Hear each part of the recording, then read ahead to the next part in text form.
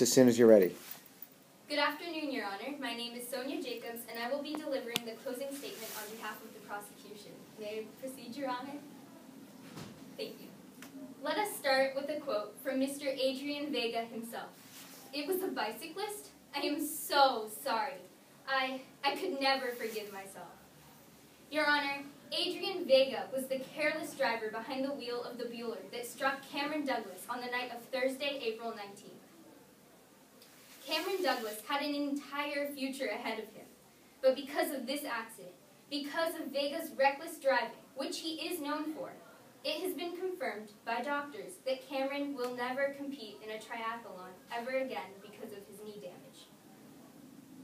Adrian had just won his state championship qualifying swimming. Adrian felt as though he was on top of the world. When he thought things couldn't get any better, they did. He was pulled aside by a scout from the University of Los Angeles, the school of his dreams. After the conversation, Adrian Vega got into the driver's seat of the Bueller and Tony DeLuca into the passenger seat. As soon as the two boys entered the car, Adrian, the driver, could not put his phone down. He could not bear to stop texting for a moment and he couldn't stop making people aware of his success. Suddenly, without warning, Adrian and Tony felt a large bump.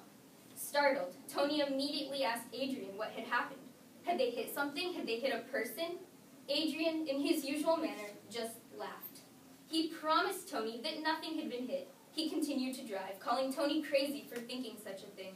But Adrian had hit something, and he knew he had.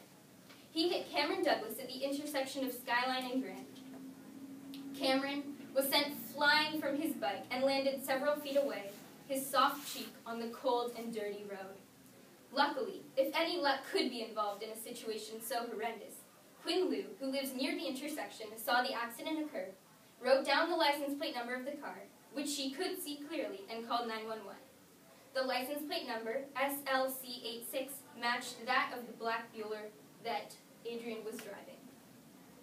She could then also clearly see and identify the driver with his clothing and saw the glow of a cell phone screen in the driver's hand. Dallas DeCamp, who also witnessed this incident, confirmed Quinn Liu's descriptions perfectly.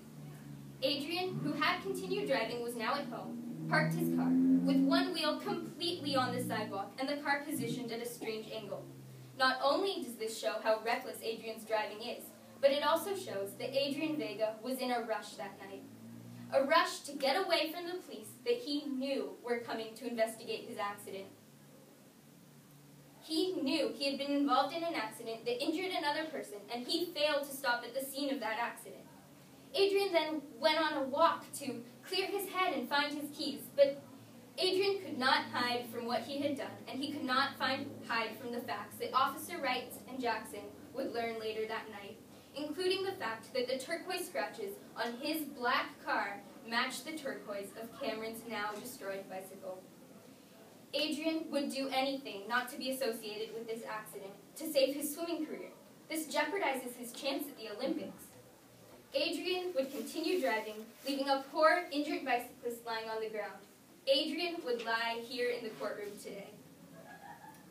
In order to receive a verdict of guilty today, the prosecution must have met their burden of proof and proved beyond a reasonable doubt that Adrian Vega, 1, was involved in a vehicle accident, 2, that the accident caused the death or permanent serious injury to someone else, 3, that Adrian Vega had knowledge that he had been involved in such an accident, and 4, the defendant willfully failed to stop at the scene of the accident and did not provide assistance to the injured victim of this accident. Your Honor, the prosecution has proved all 4 elements of this vehicle code, and the defense even agrees with 2 of the 4. We, the people of California, are confident and respectfully request, Your Honor, that you review the evidence of this case and find Adrian Vega guilty. Thank you, Your Honor.